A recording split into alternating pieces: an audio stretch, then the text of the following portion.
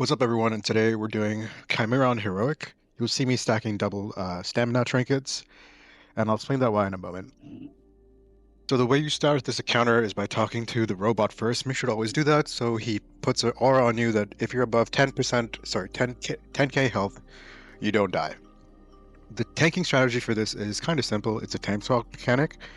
We have one tank take the break stacks, which is a stacking debuff, and the other tank take the double attacks, which you'll see me taunt off right now. I take the double, wait for the animation for my tank to taunt back. Now the tank can taunt, my off tank can taunt back. This is the 2-tank strategy for it. To play this extra safe in 10 or 25 man, you can have any DPS with a taunt take all the break stacks, and during the feud phase after a massacre, you can have the tanks take back. So you'll have a tank take the breaks, and the double attack tank will always take the doubles anyway, it doesn't matter. But you just have a third tank take the breaks.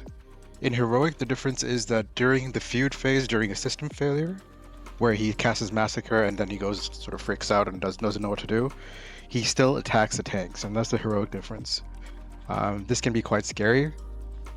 So what we want to roll is defensive cooldowns every time he casts feud.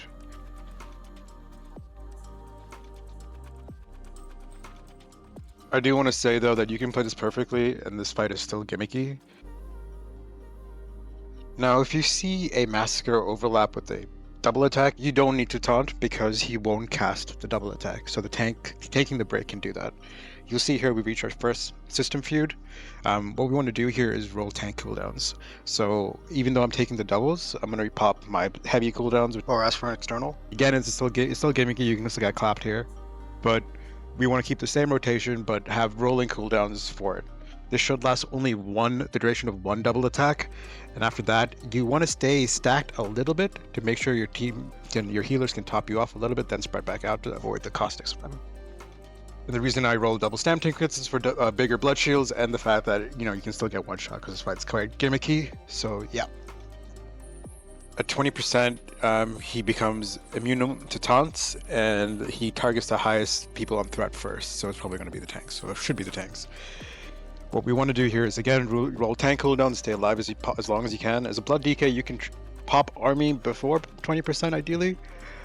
But where blood DK is shinier is that blood shield does not count as a healing reduction, so you can still have big fatty blood shields, and you'll see that my other tank is dead here, and that's exactly what I'm doing. I'm sort of taking damage and just praying to God for random blood shields.